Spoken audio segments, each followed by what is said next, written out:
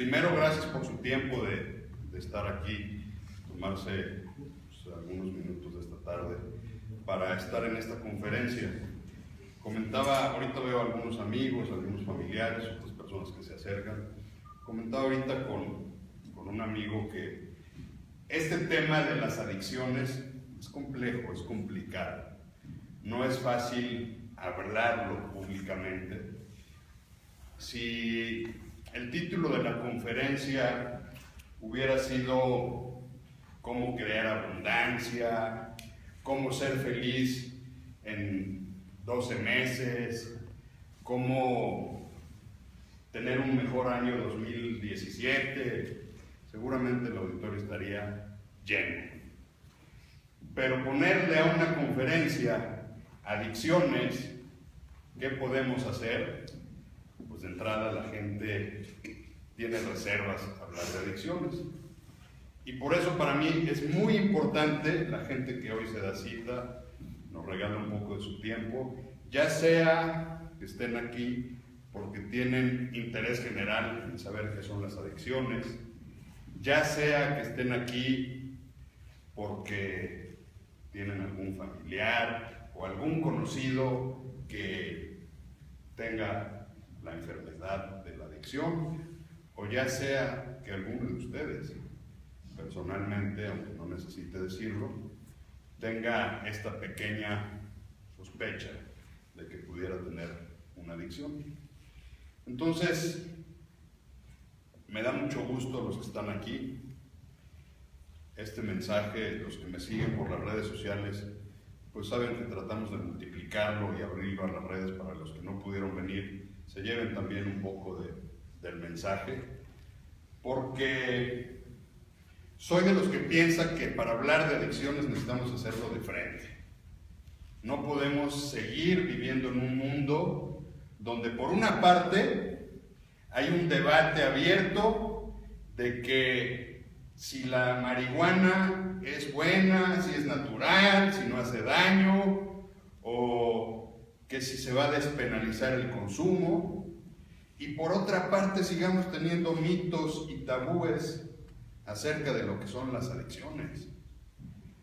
Sin temor a equivocarme, me parece que los que estamos aquí, por lo menos en nuestro entorno cercano, conocemos a alguna persona que esté consumiendo alcohol, marihuana u otras drogas. Entonces yo me pregunto, ¿por qué no podemos hablar las cosas de frente y como son? Y ese es un poco el motivo de esta conferencia, para tratar de responder algunas interrogantes que ustedes tengan. Yo tengo interacción a través de las redes sociales, tengo una columna semanal en el periódico Milenio Puebla, donde pues algunos lectores o algunos cibernautas me hacen favor de hacer algunas preguntas. Y la pregunta más recurrente en este tema de toda la gente es: Omar, ¿qué podemos hacer en caso de una adicción? Por eso nos dimos a la tarea de dar respuesta a esta pregunta que es la más recurrente. Y para ello primero tendríamos que empezar hablando las cosas como son. Porque todavía hoy, siglo XXI, en un mundo tecnológico, globalizado, de una mente liberal en muchos sentidos, seguimos escondiendo el tema de las drogas y el alcohol.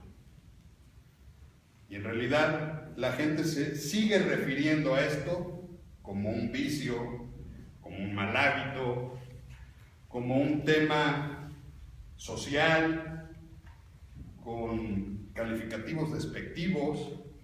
Y en realidad yo quisiera decirles, las adicciones son una enfermedad, no son un vicio, no son un mal hábito, no es un problema de desadaptación social, de vagancia, de mediocridad o de falta de voluntad. Las adicciones son una enfermedad. Entonces, cuando me preguntan qué podemos hacer en caso de una adicción, pues empezar a hablar de las cosas como son. La adicción es una enfermedad y tenemos que conocer la enfermedad. De otra manera, todo mundo podríamos estar hablando de adicciones, porque pues en el mundo en el que vivimos, efectivamente, otro tipo de trastornos se les denomina adicción, ¿no? Clínicamente no lo son. Entonces empezaré por decirles, algunos seguramente lo sabrán, otros no.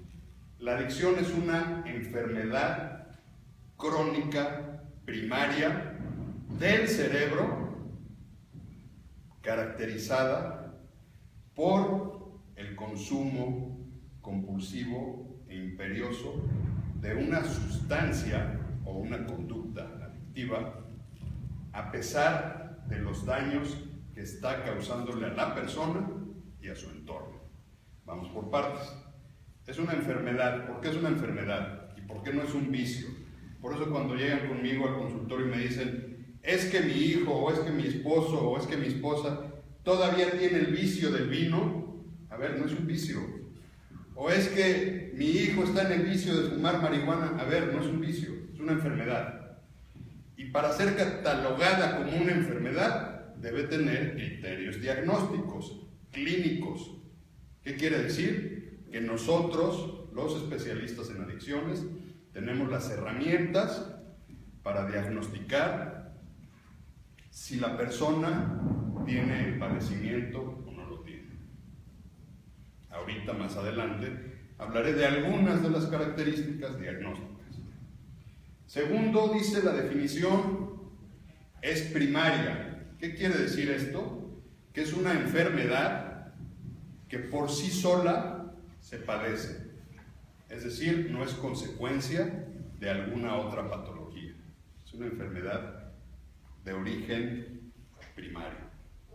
Es crónica. ¿Por qué es crónica? Porque una vez que se tiene la adicción, se tiene la adicción para toda la vida. Hola, buenas tardes, la directora del centro. Rocío, pásale, por favor. Una vez que se adquiere la adicción, la persona tiene adicción toda la vida.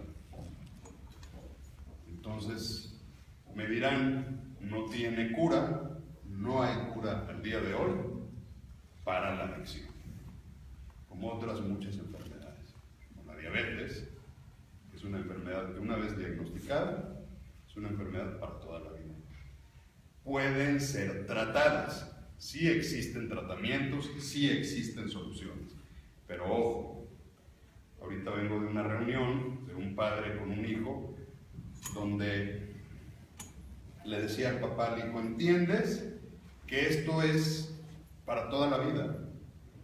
Porque él decía, es que yo tuve el problema de la adicción. No, tienes una adicción que por el momento, si no estás consumiendo, estás en un periodo de abstinencia o estás en recuperación, pero la adicción ahí está, no se ha ido. Entonces es crónica. Y dice que se caracteriza por el deseo imperioso de seguir consumiendo alguna sustancia o teniendo alguna conducta adictiva, a pesar de las consecuencias que esto está generando en el entorno. ¿Correcto? ¿Qué quiere decir esto? Que si la persona está teniendo problemas, y ahorita voy a decir los indicadores, con su manera de beber, por el consumo de alguna sustancia psicotrópica, por alguna conducta patológica como el juego, llamado ludopatía, y a pesar de tener consecuencias y a pesar de saber y tener una idea de que no puede controlarlo, quiere seguir haciendo intentos por controlarlo, y mientras más quiere controlarlo, más se hunde en el consumo. Y entonces esto empieza a generar otro tipo de factores desadaptativos que afectan física, mental y emocionalmente al paciente. Aquí la siguiente pregunta que normalmente todo el mundo hace es, bueno, entonces, ¿todo el mundo tiene el riesgo de padecer una adicción? La respuesta es 50-50. Sin embargo, hay algunas características que pueden hacer una predisposición a que esto se desarrolle. porque hay diferente tipo de consumidores.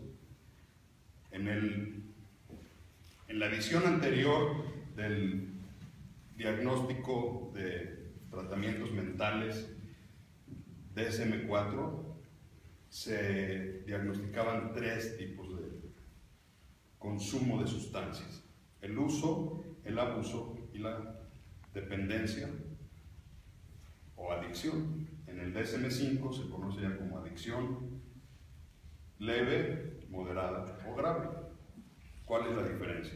El uso es la gente que consume eventualmente, socialmente, alguna vez ha usado alcohol, por hablar del alcohol, pero no tiene ningún problema. El abuso, que es donde está creciendo esta gama en la sociedad, es la gente que empieza a tomarle gusto, le está causando un placer y adicionalmente lo hace con frecuencia. Semanalmente se va con los cuates, una vez al mes, se excede, pero todavía no tiene una disfuncionalidad en los otros aspectos de su vida. Y además, todavía no tiene algunos de los síntomas que ahorita voy a mencionar, que hacen la diferencia entre un adicto y un abusador. Y el adicto es la persona que ya traspasó esta barrera entre el abuso y la dependencia.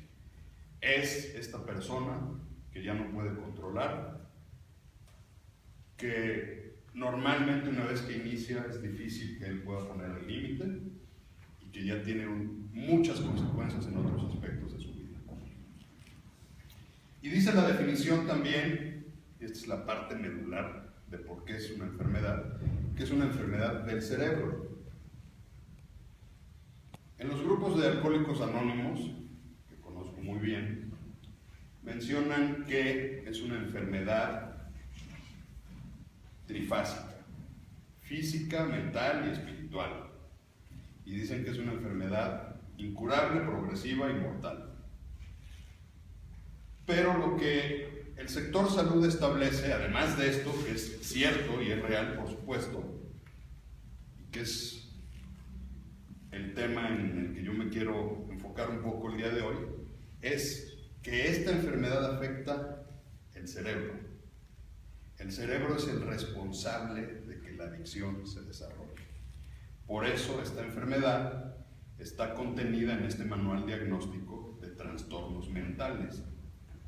Por eso en algunos lugares decimos que un adicto puede ir a una clínica de rehabilitación, pero una clínica de rehabilitación puede ser la antesala para un hospital psiquiátrico, porque esto es una enfermedad mental.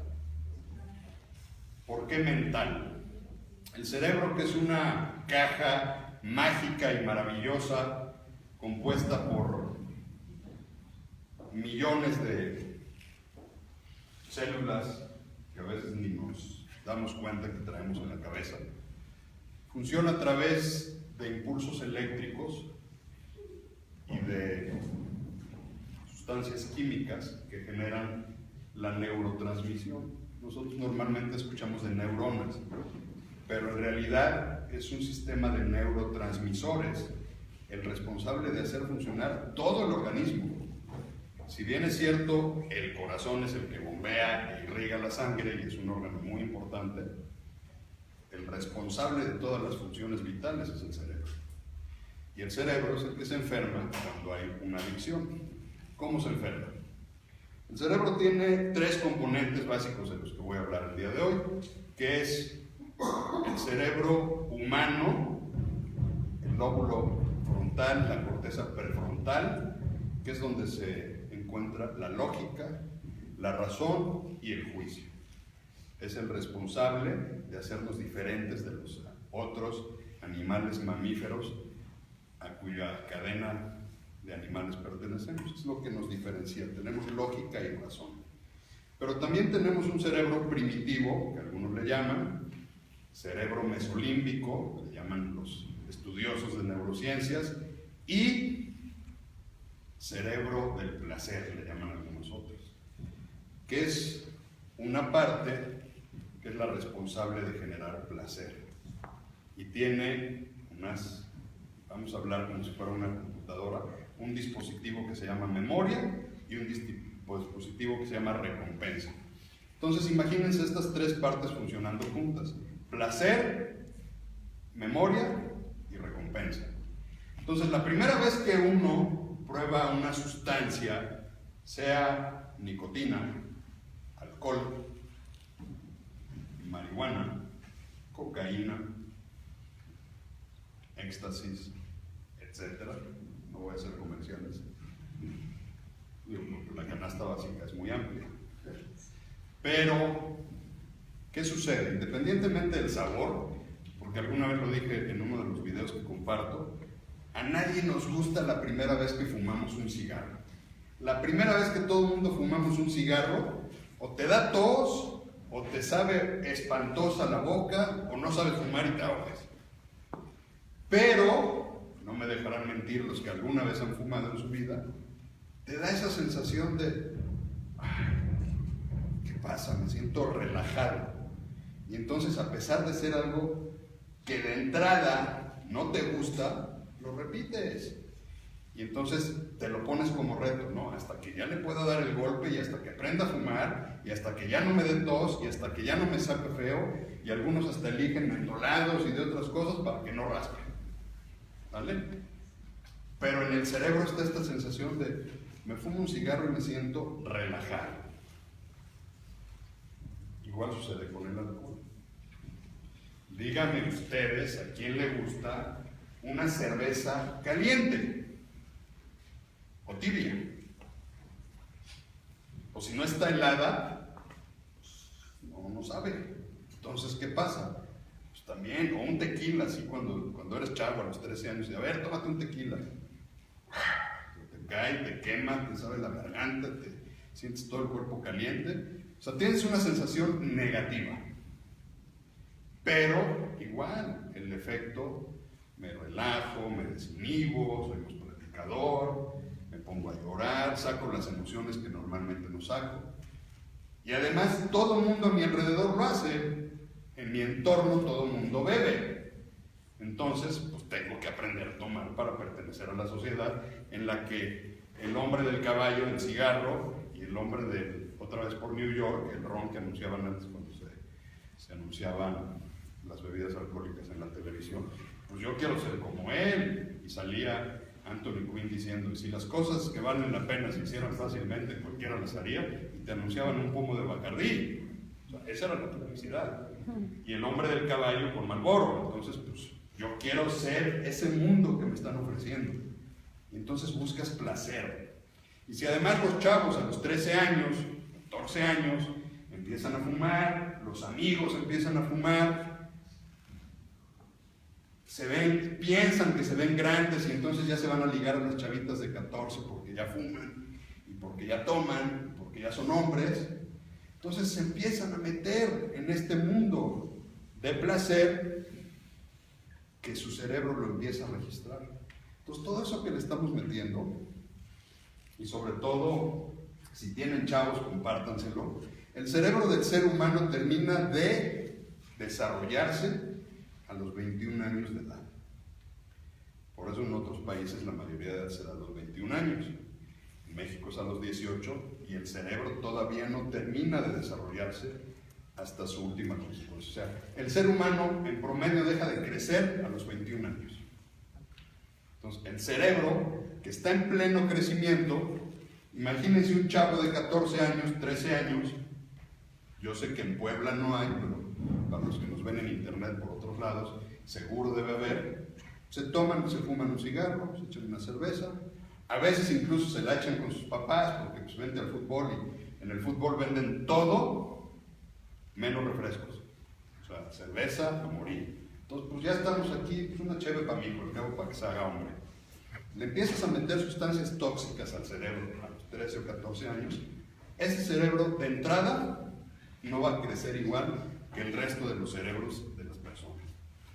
Pero si además de todo les gusta la fiesta, y lo empiezan a hacer cada 8 días, y para cuando llegan a los 15 años ya no llegan al vals, sino ya con el precopeo tuvieron para ver 3 quinceañeras y lo empiezan a repetir, pues nos damos cuenta por qué el día de hoy, y se los digo verdaderamente, porque me ha tocado prestar mis servicios adentro de clínicas de rehabilitación, vemos llegar chavos de 16 o 17 años con problemas de adicciones. Porque entonces, ¿qué pasa con el cerebro? El cerebro dice, esto está padre, me genera placer. Hay una sustancia que se llama dopamina, que es el neurotransmisor del placer. Cuando la gente come, genera dopamina. Cuando la gente hace ejercicio, genera dopamina. Cuando tienes una relación romántica, generas dopamina.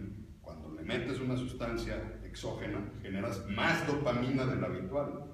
Entonces el cerebro se va acostumbrando. Y esta parte que se llama memoria, empieza a decir fiesta, alcohol. Niñas, cigarro. Marlboro, caballos. Y así empieza el cerebro, el placer, la memoria y la recompensa, porque además la recompensa es este tema de me siento mal, pero con un trago se me quita. Hoy está de moda el consumo del cannabis. Para los que no saben, marihuana.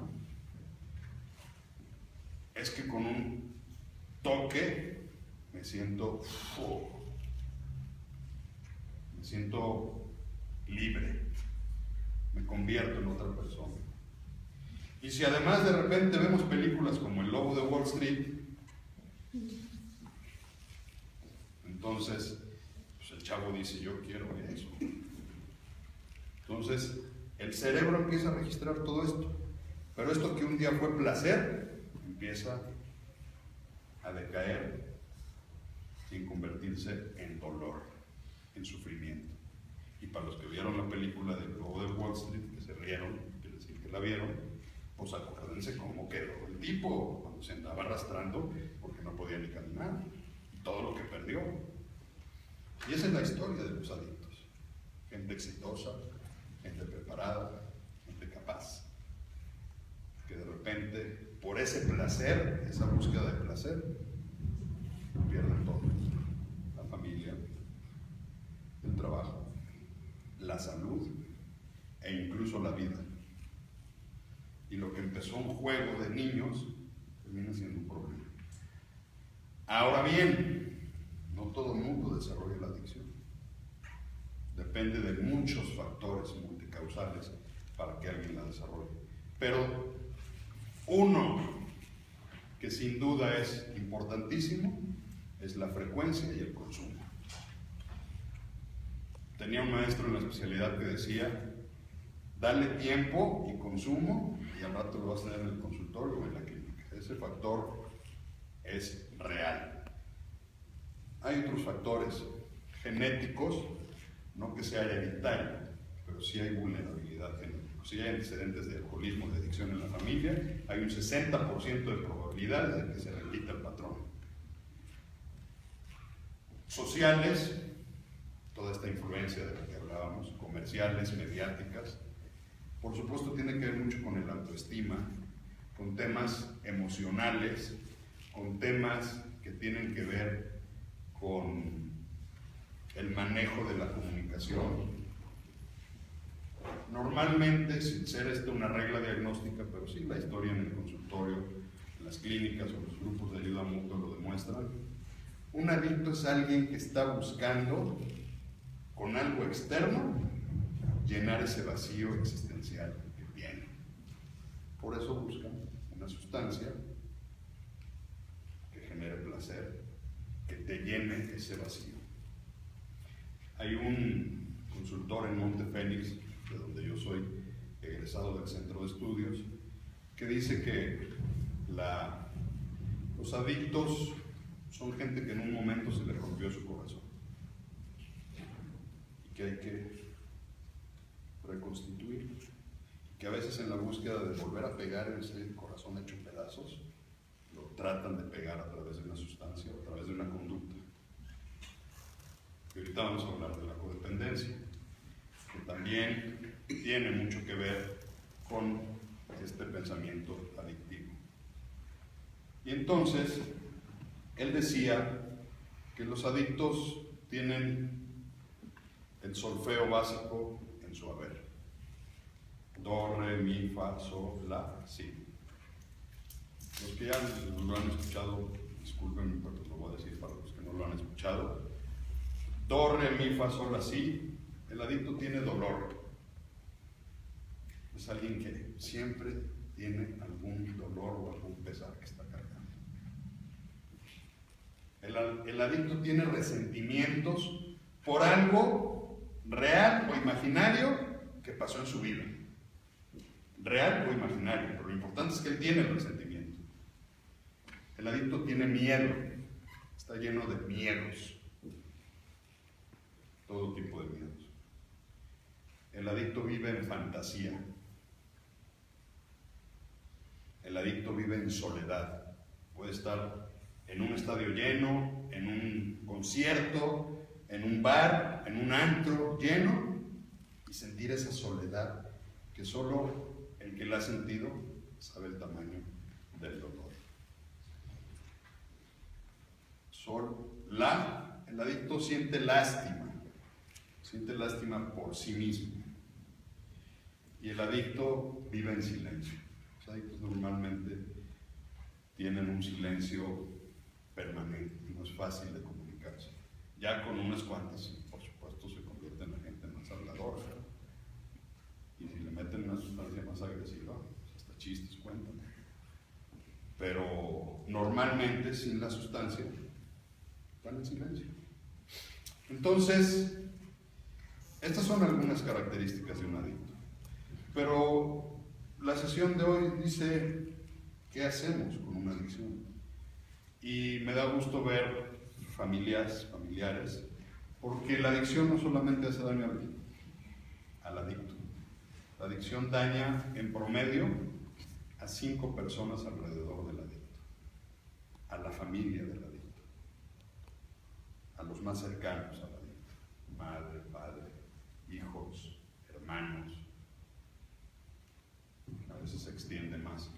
Entonces, la adicción, en algunos enfoques como el que yo trabajo, tenemos un enfoque sistémico. La adicción se define como una enfermedad de la familia, donde el adicto es el síntoma de una familia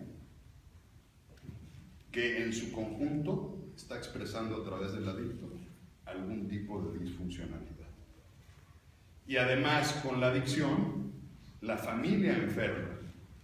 Y la enfermedad de la familia, aunque no está diagnosticada, pero se trata como tal, se llama codependencia. Y entonces yo les digo a los codependientes que así como el adicto es adicto a una sustancia, el codependiente es codependiente a una persona, a querer controlar el consumo de su familiar. Si alguien conoce algún adicto cercano y ha hecho esfuerzos por controlar la manera de consumir, la neurosis o la forma de jugar o algunos otros tipos de manifestaciones que generan codependencia, pues se dará cuenta que pasan su vida tratando de rescatar o de cambiar a la otra persona. Y ahí es donde entramos en el tema de hoy, porque quienes preguntan normalmente qué podemos hacer son las familias. Es raro, contados los casos, que un adicto o que alguien que tenga indicios de tener una enfermedad o que ya sepa que se le están pasando las cucharadas, se acerca a pedir información. Normalmente la que se acerca es la familia. Y la familia lo primero que pregunta es, ¿qué podemos hacer? O sea, ok, la adicción es una enfermedad, pero ¿qué podemos hacer? Y entonces, brevemente, porque me gustaría después escuchar sus preguntas para enfocar un poco al interés que ustedes tengan, brevemente les voy a decir qué podemos hacer. Lo dije hace un rato, conocer la enfermedad. Y lo primero en lo que hay que trabajar es en la prevención. Prevenir los factores de riesgo, fortalecer los factores de protección de quienes todavía no desarrollan la adicción. ¿Qué quiere decir?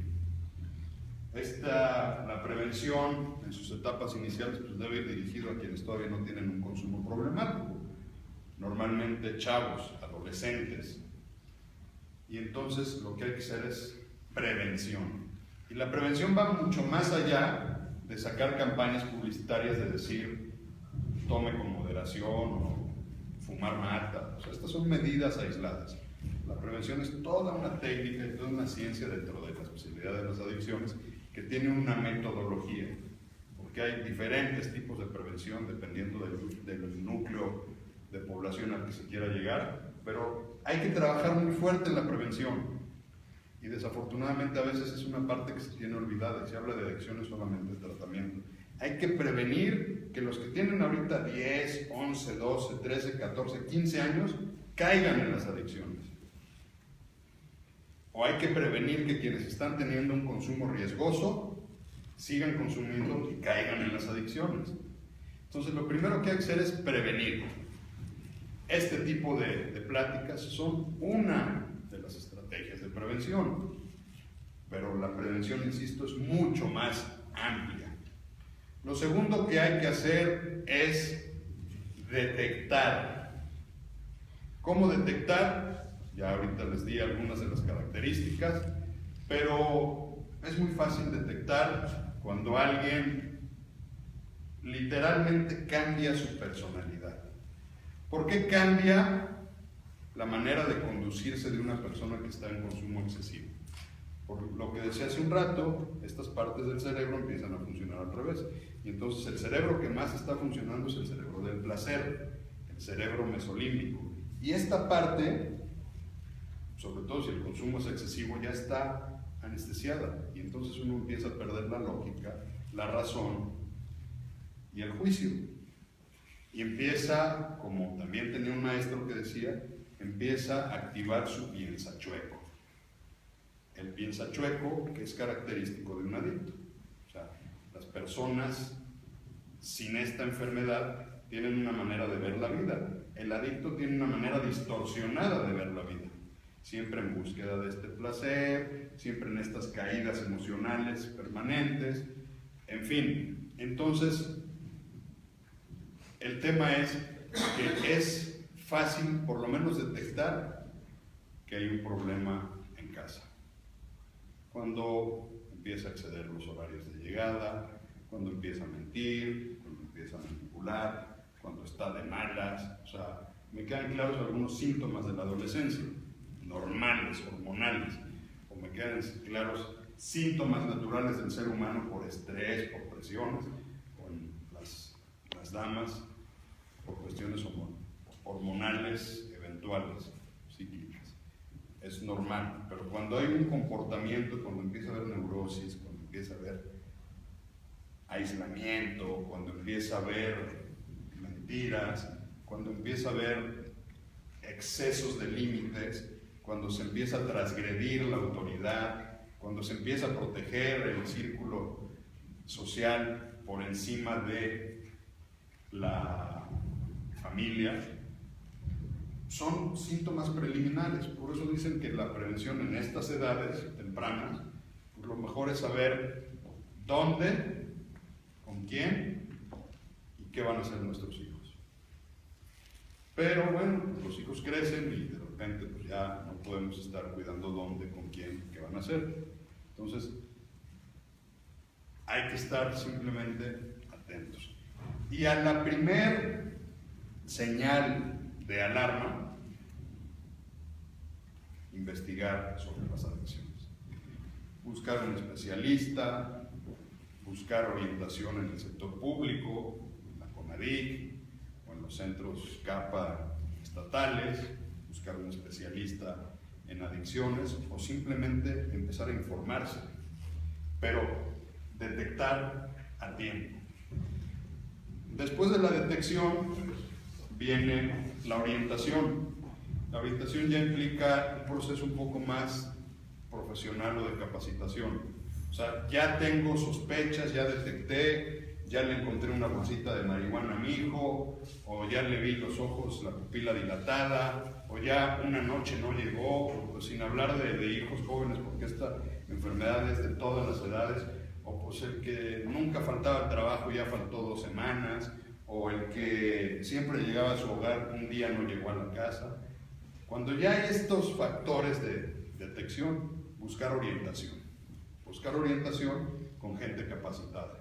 Gente capacitada, insisto, en el sector público, en el sector privado o en las instituciones que se dedican a esto, como Alcohólicos Anónimos, Codependientes Anónimos, Narcóticos Anónimos, simplemente para saber de qué se trata y pedir orientación.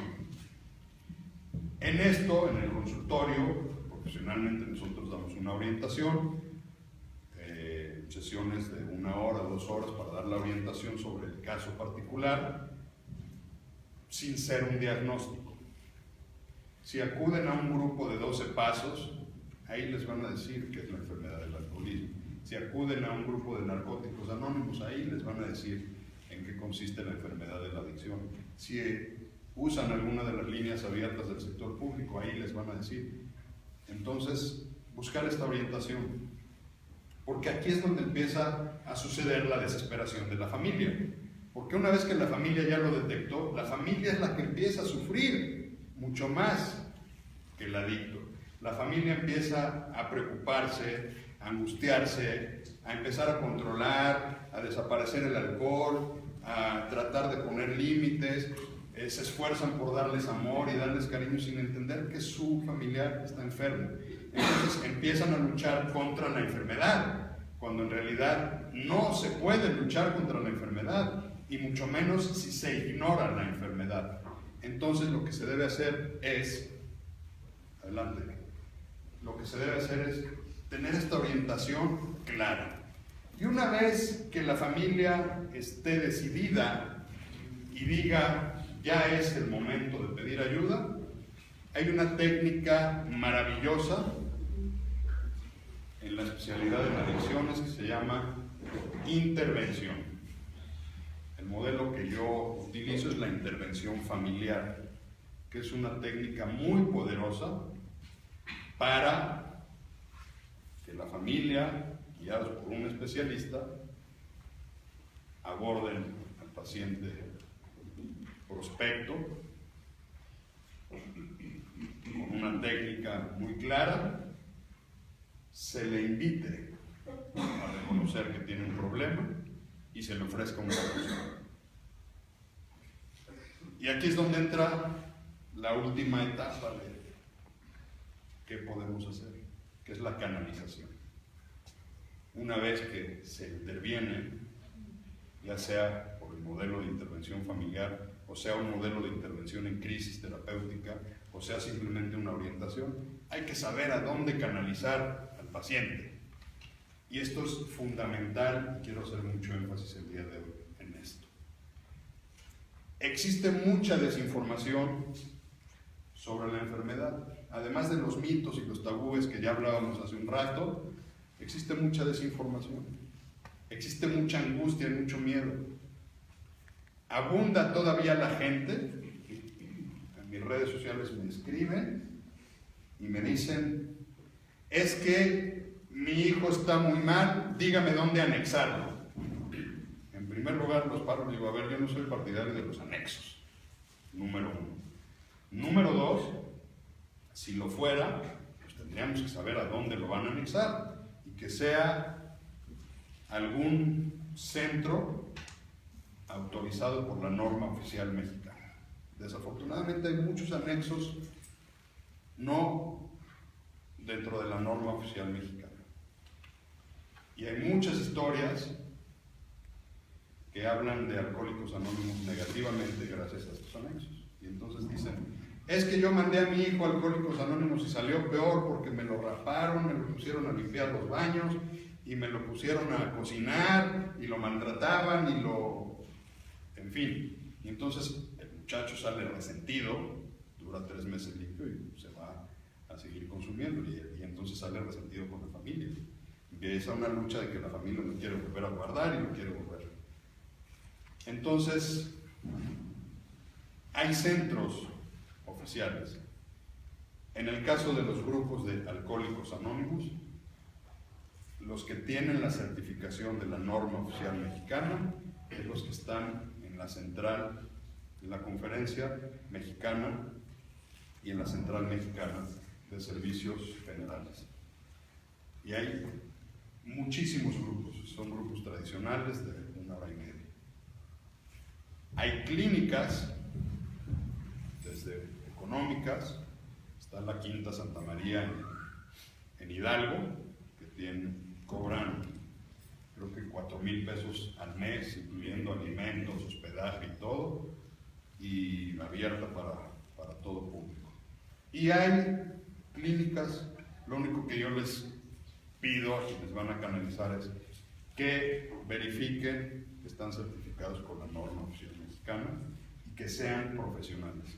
Porque desafortunadamente en el intento de tratar de ayudar gente, ha habido gente que se rehabilita, que dice, pues como yo ya me la sé, yo voy a poner mi propio grupo, yo voy a poner mi propia casa y voy a rehabilitar. A veces esa labor es loable, incluso hasta altruista, tratar de ayudar a otros. De hecho es parte de los objetivos de Alcohólicos Anónimos, pasar el mensaje a otros que aún sufren. Pero desafortunadamente también, pues a veces no tienen las herramientas terapéuticas necesarias para poder acompañar al adicto. Porque además, el 80% de los adictos, y eso es importante, padecen de algún otro tipo de trastorno mental, o de la personalidad, o mental. La comorbilidad se da con ansiedad, con depresión, con bipolaridad, con trastorno límite, por supuesto con trastorno obsesivo-compulsivo. El 80% de los adictos tienen trastorno obsesivo-compulsivo. Entonces, nunca la adicción, bueno, el 80% de la adicción, según las estadísticas, va acompañado de otro trastorno. Entonces, se necesita también el acompañamiento profesional de gente preparada. Porque dejar de consumir o abstenerse puede ser relativamente fácil, pero entender la enfermedad y decidir cambiar su forma de vida es un programa justamente de vida. Y entonces, estas 5 etapas, prevención, detección, orientación, intervención y canalización, es lo que debemos por lo menos hacer. Pero para ello, como decía al principio, hay que hablar de frente de las cosas y llamarle al pan pan y al vino vino, y a los adictos adictos. Ni son vagos, ni son malcriados, ni son desadaptados, son enfermos de adicción y hay que llamarlos como son. Y a los familiares también hay que darles el apoyo, porque la familia también se enferma. Imagínense una madre o una esposa, o un esposo, o un hijo, que convive durante 10, 15 o 20 años con una persona que tiene una adicción. Y que en su casa, por supuesto, hay disfuncionalidad. Porque todo alrededor de un alcohólico, de un adicto, se empieza a mover, primero para tapar la enfermedad. Lo decía al principio, a nadie le gusta reconocer que es adicto o que tiene un familiar adicto. Entonces, lo primero que hace la familia es tapar las cosas de la casa para adentro, pero que afuera nadie sepa que tenemos problemas. Por eso decía hace un rato, este tipo de conferencias pues, son complicadas porque pues, ¿quién quiere hablar de adicciones? Y en jueves 1 de diciembre a las 7:30, pues mejor se van aquí a la lunita o al Super 7 a comprarse unas chelas, ¿no? O sea, pero hay que hablar las cosas como son. Y la familia tiene que entender que la familia también está enferma.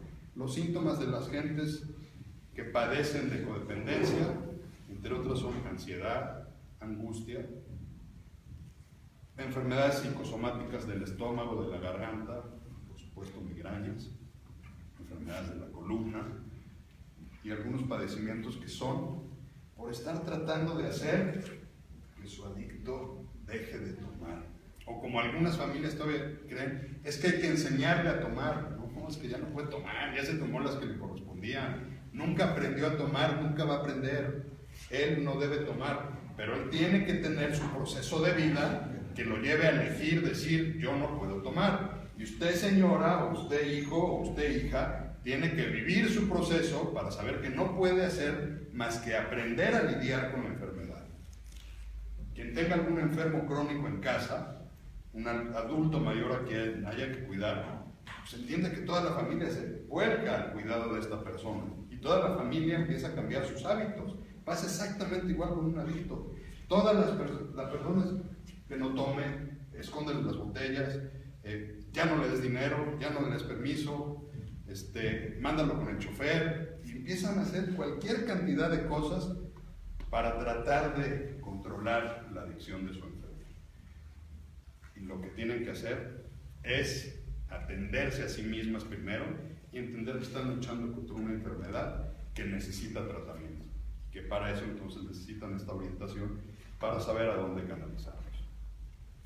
Entonces, básicamente esas son las respuestas a qué podemos hacer. Obviamente es muy amplio, y como estamos hablando de familias, de familiares, yo me permití invitar a una persona de los grupos Al-Anon, que son los grupos de familiares de Alcohólicos Anónimos, para que nos platique brevemente de qué consisten estos grupos.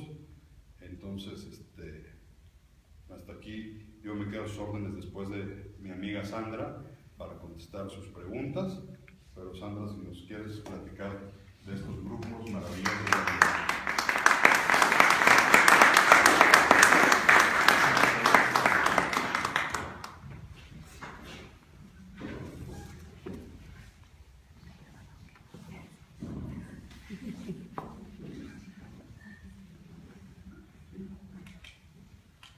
Hola, buenas noches. Mi nombre es Sandra y soy miembro de Al-Anon, así es como nos presentamos en estos grupos.